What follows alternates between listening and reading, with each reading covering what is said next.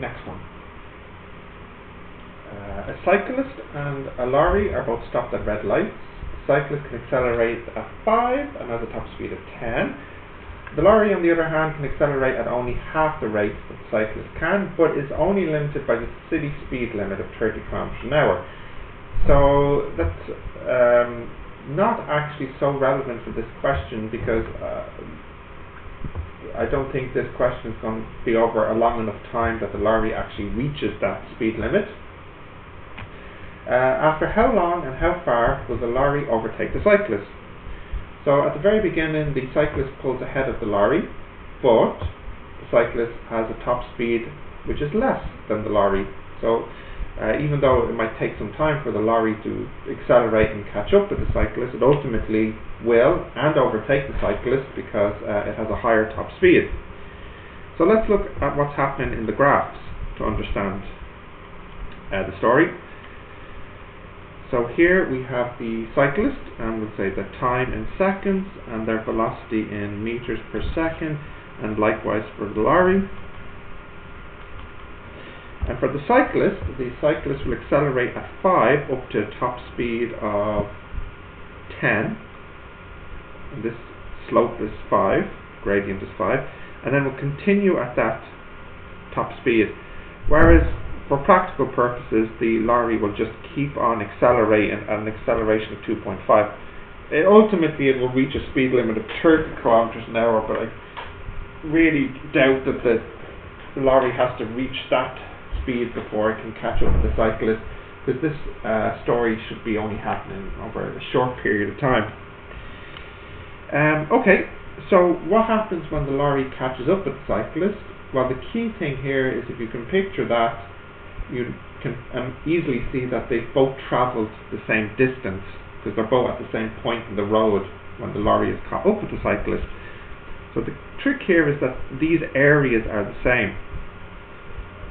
And of course obviously the time is the same, so they both catch up, they're both using the same clock. 10 seconds or whatever the time is has passed for both when the lorry has caught up with the cyclist. So the key is that the distance and therefore the areas are the same. So this area here is half. Now if this is 10 and the slope is 5, then this must be a 2, because we want the rise over the run, which we don't know, to equal 5. So this base here must be 2. So a half the base by the height plus the area of the rectangle, which is t minus 2 times 10. That must equal a half the base, and we don't know the height here, but again we know this, the gradient, so delta y over delta x, which is t, should equal 2.5. So the height, which is delta y, will be 2.5 t. So that and that cancels. That's 10 plus 10t minus 20 equals, let's see now, that's a half 2.5 t squared. We'll multiply by 2.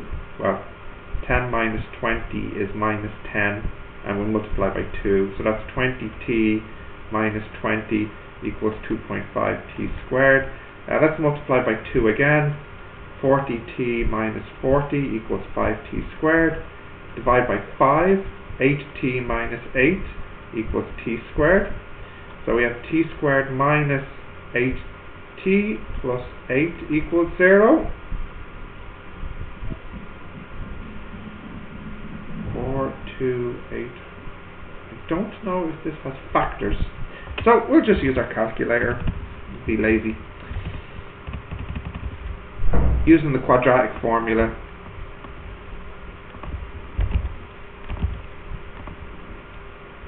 so here we'll just say a is 1, b is minus 8, c is 8, and then by using the formula minus b plus minus square root b squared minus 4ac all over 2a, we can get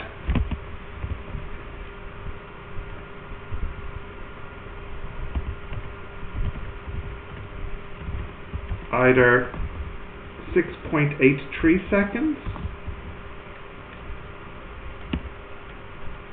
or 1.17 seconds.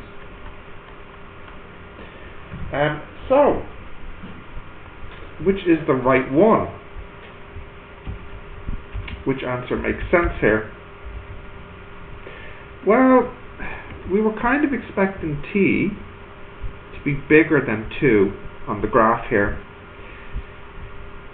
The first answer would have the 1.17 would have the answer here, meaning that the truck overtakes the cyclist before the cyclist reaches the top speed, which isn't a problem, except for the fact that the truck has a smaller acceleration than the cyclist, and both of them start at rest. So it's quite impossible for the truck to accelerate past the cyclist while they're both still accelerating, and the truck has a slower acceleration. So, to be clear, when I drew this, perhaps I should have really stressed the point that on this graph, t has to be bigger than 2. The maths gave us 2 answers because it's almost like the first answer is broken because the shape doesn't make sense if the t is less than 2, because I can't really have a rectangle attached to the end of the triangle. So because the t has to be bigger than 2, I actually have to reject this answer and go with this one here, 6.83 seconds. The truck should still be under the city speed limit of 30 kilometers an hour, because a lorry can't really accelerate to 30 kilometers an hour in 7 seconds intuitively. But we could calculate its top speed just to see. It would be 6.83 times 2.5.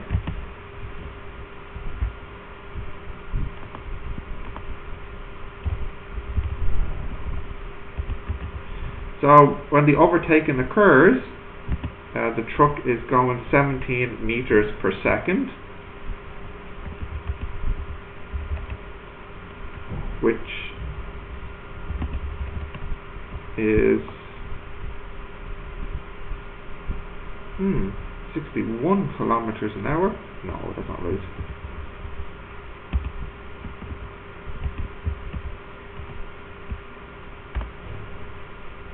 Let's see, 17 meters per second. So that is, wow, okay. Well, I'll have to change the speed limit of this question, because the truck is going to be breaking the speed limit. Okay, that's surprising. I'm still not convinced. I'm double checking. Acceleration. The v.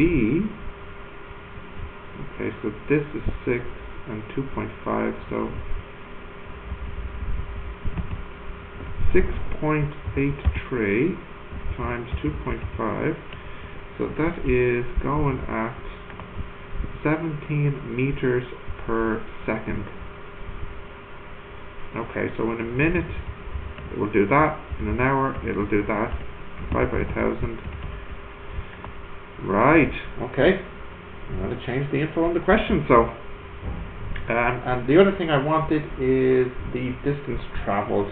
Okay, well that's just going to be half the base by the height.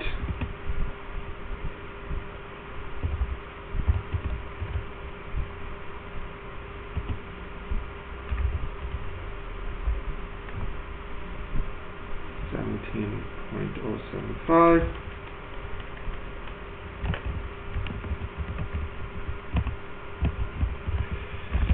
So the distance when the overtaking occurs will be at 58.3 meters from the lights, and the time is 6.83 seconds. Right, that was very surprising. I must have the acceleration too high for the lorry, because so difficult to imagine a lorry getting. Yeah, I must pick a smaller number. Anyways, I'll leave the question as it is, and I'll just change it so that the speed limit, that there isn't one.